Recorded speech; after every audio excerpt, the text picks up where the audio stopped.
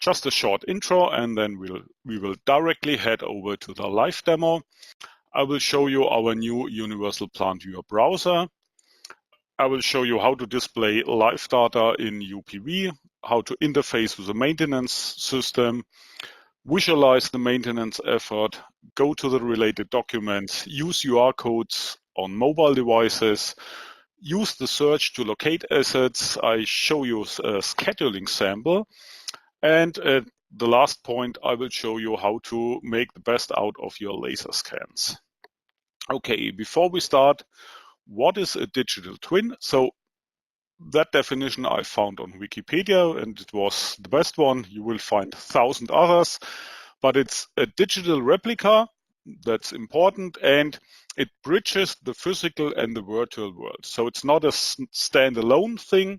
It's something that communicates with your real plant, and you can make use out of it even if your real plant is running. Okay, and let's go to the live demo.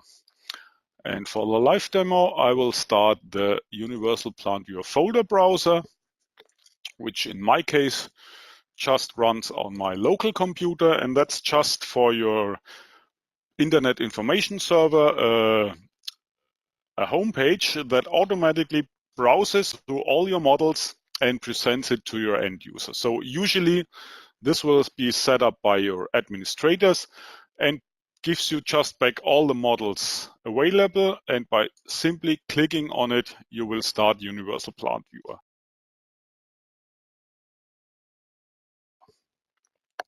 Okay, that's our model. And now let's assume we have also a live plant, and that live plant delivers us some sensor data into a database. So for the ease of use, I will just use the Access database. Let's pin it here. And to visualize the temperature of equipment, which may come from a sensor, I just start the live data link, which is just a small piece of software. That one connects to my database, and I select what value I want to display in my plant. And when I start it, you will see that immediately all the equipments are colorized by the temperature from my sensor. So if I go to that vessel, for example, you even see the temperature here in the attributes panel. And let's assume temperature goes higher, so to 70 degrees. And after a short while, you see the equipment changes color. Temperature in the attribute panel also shows 70 degrees. And if I raise it even higher, so above 100 degrees, now it reaches a critical state and turns red. So I have to control it, so temperature goes down again. And when I do this, it simply goes back. So, and even if for a new equipment, let's just go to that pump. With a double click, I select the name. So if there is any new sensor data, let's assume that pump has 10 degrees. And once it receives data, automatically it will be visualized inside our UniversalPlantViewer. Okay, so that's how to really from any external database. So it doesn't have to be an MDB database, but that's just to show it. You can bring in live data into UniversalPlantViewer. So I will stop it here, close the database, and then show you how to interface with maintenance systems. So we've implemented a similar system for a client that uses SAP as a maintenance system. And now I'm going to show you how we did this. Will be a little bit technical, but not too technical. No worries. So first thing we did, we implemented a new command handler for Windows, and that's just like HTTP. We installed our own protocol, which is called UPV command, and it simply points to a script. Okay, so nothing special. Your IT will do that for you. And inside that script, we just grab some arguments from the link, and depending on the values, we do different things or call different maintenance systems. And the last thing I'm going to show you is the link file. You might already know the link file from creating other links, but here let me show you, because most people do not know that inside a link file we can use any of the attributes from the right side here. You can automatically attach to a link and send it over to the receiving software. So in our case, the receiving software is our command handler, which was that small VBS script I showed you. And here we hand over the task, the name, the equipment type, and the area system for the equipments. And for the control valves, we just hand over valve as a fixed name and also the other attributes. Give those links a nice name and some colors. And now I'll show you how everything plays together in a small slide. So that's how you know Universal Plant Viewer. You use the builder to convert some source data into the final model. And here you have your maintenance system. And now we use our SDK, which is a software development kit that runs at the end of the data collection shortly before the model was created. So at that point, you can manipulate attributes, graphics, and also links inside your model. And that SDK communicates now with, in that case, SAP. And for all of the elements that come from the builder, it checks if they exist in the maintenance system. And if so, it sends the link to the system, to the maintenance system. And it establishes a link in UPV back also to the maintenance system. So the SDK establishes or updates, if it's already existing, the link between UPV and the maintenance system to allow later on a bidirectional communication. So to show you what it did, so I showed you already the command handler, which in my case, let's assume is the maintenance system. And I do manual, what the SDK will do automatically. I attach the links to the plant. And now if I click on an equipment, you see there is a link to maintenance system. And if I click on it, that's the call to my maintenance system. And here it tells me it detects the equipment with a name, the type, and the location. And if I click on any other equipment, I get the same link and it's the same line in the link file. And here it also detects an equipment, but now the pump with the name P102A and same area.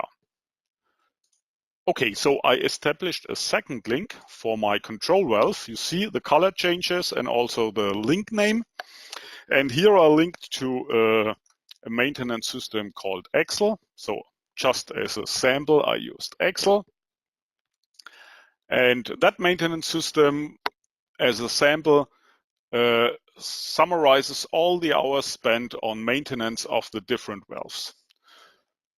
So that's a very long list. And to summarize it up, I've created just a pivot table inside Excel that summarizes the maintenance effort per valve. And I've created some coloring information to use in Universal Plant Viewer. And with just one command, so visualize it in Universal Plant Viewer, you see all the valves now in that area get a color depending on the effort of maintenance they need. So let's check if it really works. So let's assume for the first valve, we don't need 1 hour. We need, let's say, 21 hours. I have to update my pivot table, refresh, and send the data again. And now you see the CV003.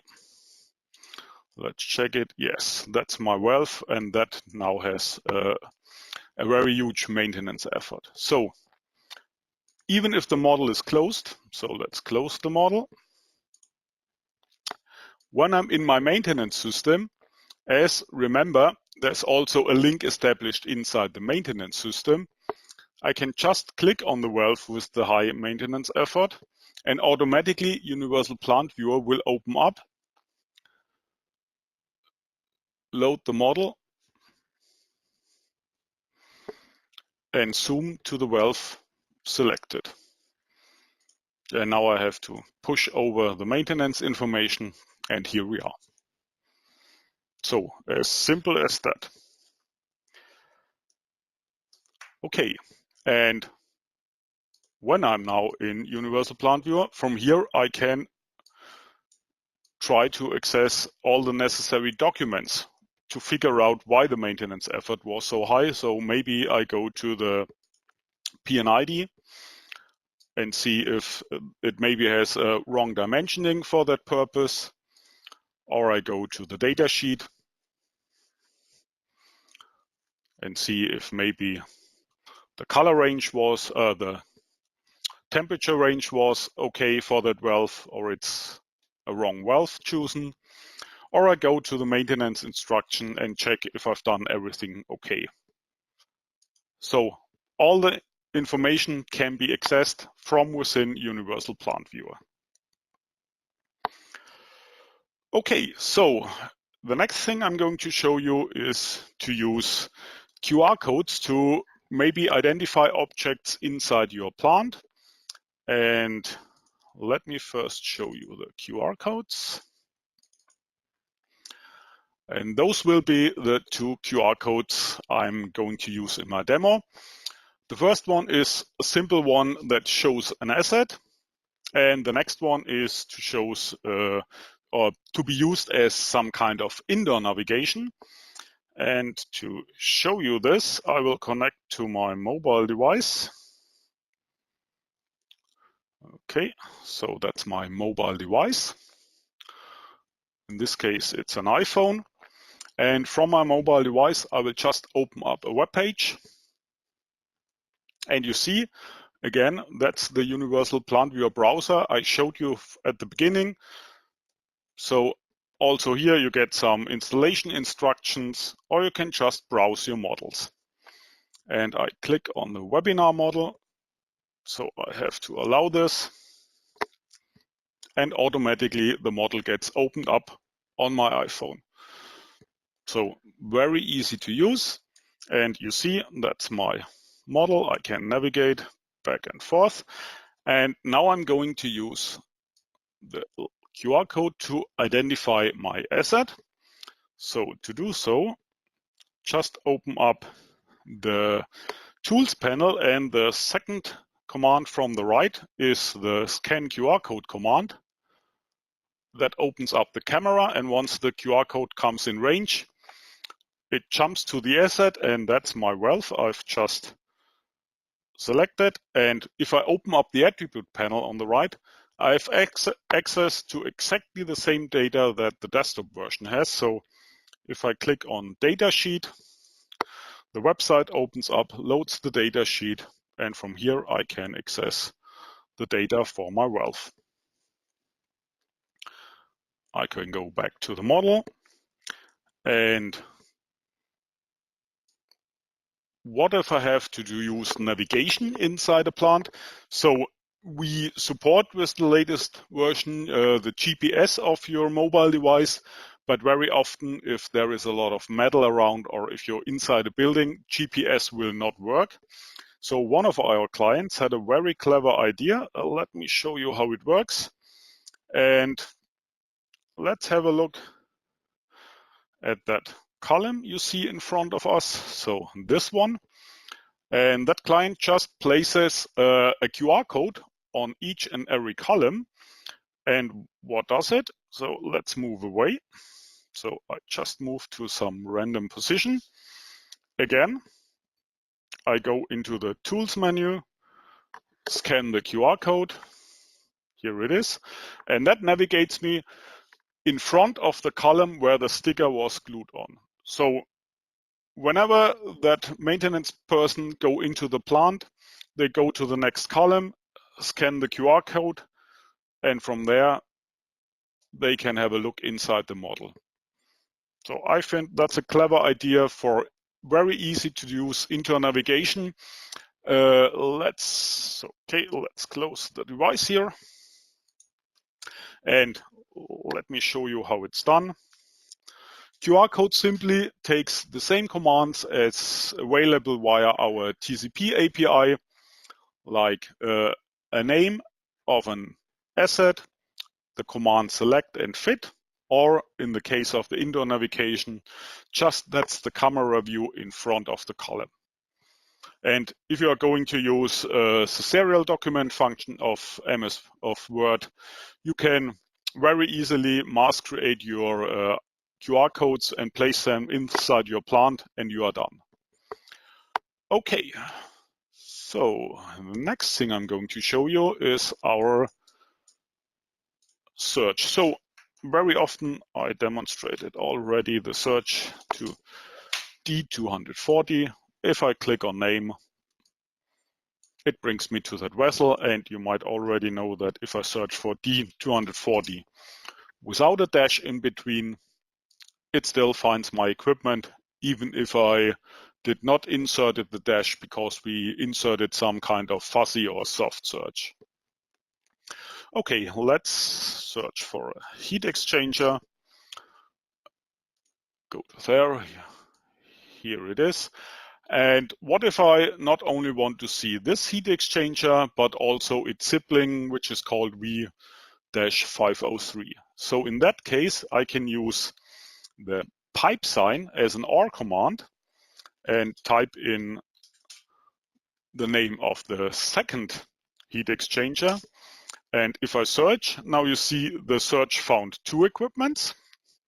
If I click on it and bring it to the highlight mode, you see now both of them are selected. So that's just the OR command for the search, so you can search multiple things at once. And the question is there also an AND command? Yes, it is. So as a sample, let's search for nozzle 4 of the heat exchanger. So, and in this case, you can use the AND or ampersand sign and type in nozzle 4, return, and just click on it. And you see, now we directly go to nozzle 4 of the equipment. Okay, remember, you can use AND or OR command just by using the pipe or the ampersand sign inside the search. Okay, as we are already at that equipment, now let's say we want to plan some exchange of the equipment. So we want to remove this and replace it with a new one. So, and to do so, I've just prepared a MS project file. Let's wait it to open up. So that's my project. So project is to replace the heat exchanger. And to do so, there are several tasks necessary. You see them on the right side. So we have some preparation tasks like do some scaffolding, bring in a crane. We have to do some work on the process side of things. So shut down the process, drain all the pipes and so on. And there is some mechanical work involved, like remove the connecting pipes, remove the equipment and replace it. Okay. Let me show you how we can visualize this in UniversalPlantViewer. Okay. So, and for this, I've implemented my own command inside MS Project to visualize all the steps. And automatically, when I visualize one step, it jumps to the next one. So first was go to the heat exchanger. Now I have to block off an area for storage, scaffolding, and the crane. Here is my area. Next thing, I have to shut down the chemical process. So it shows me the connected pipes and the process lines affected. I have to close all valves. Those are the red ones. I have to empty the pipelines, also marked in red. Now I need some scaffolding. Here it is. I have to use a crane. Here is my crane. Now I'm going to remove the piping, remove the old equipment, bring in the new one, reinstall the piping. Now the crane can be removed. The scaffolding can be removed. I have to do the pressure tests, and if everything's okay, I can run the startup procedure, and that's it. So with UPV, very easily you can plan your revisions on your plant without big effort. So it's very easy to set it up and visualize all the steps needed to do maintenance work inside your plant. Okay, so let's close everything here. And let's go to the next important question, and that is how to get a digital twin. So most of you already have a 3D model, but usually it's outdated and it does not match the physical plant anymore. So sometimes more than 90% match your physical plant, sometimes only 80% and 20% are already changed. So most of you are going to do a laser scan of the plant. And now the big question is how to make the laser scan a digital twin, how to really use it or make the best use out of it. And one possible solution is just remodeling all of the things inside a laser scan. But all of you know if you are going to remodel, that's very costly and very time consuming. And I will go to show you 3 methods inside UPV that will help you to get most out of your scan with a minimal effort from your side. And to do so, I go back to my UniversalPlantViewer folder browser and start a laser scan. And here I've already prepared something.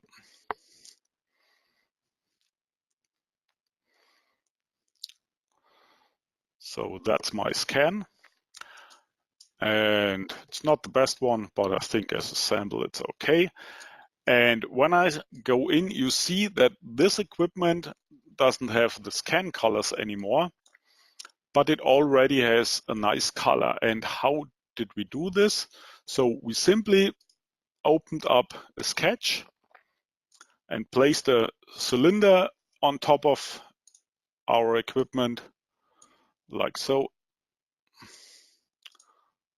Moved it so it covers all of it. So maybe I have to make my cylinder a little bit bigger.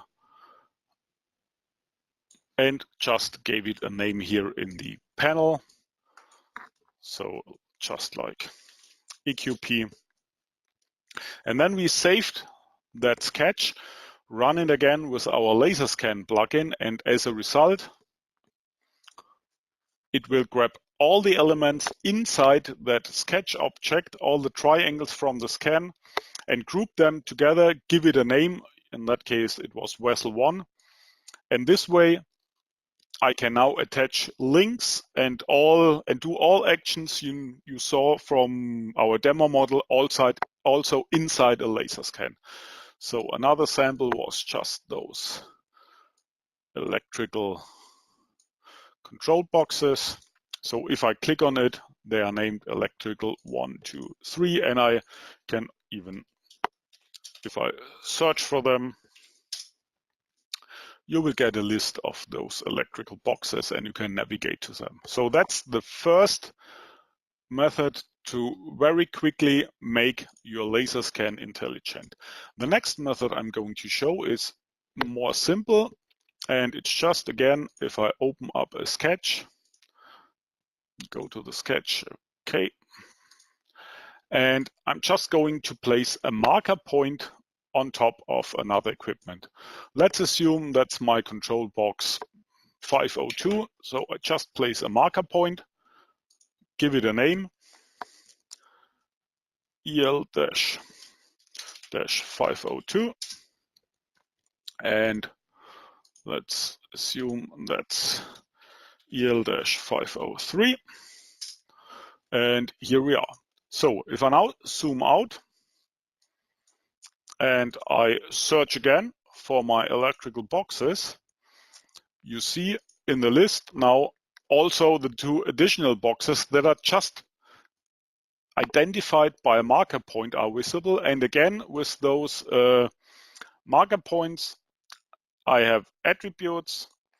I can attach now documents, links, values, and identify my equipment. And in most cases, that's absolutely enough to make use out of your laser scan. Okay, so we have another method in development, and that's the last thing I'm going to show you today, and that will be a prototype, but very interesting. So let's go into my prototype, and once it's started up, will be exactly the same model, but just with a modified viewer. Okay, what if I wanted to know what kind that beam is I have here? Let's just click on it. And it gives me back, it's an HE200B. Maybe it's not made of aluminum, even if the attributes tell so.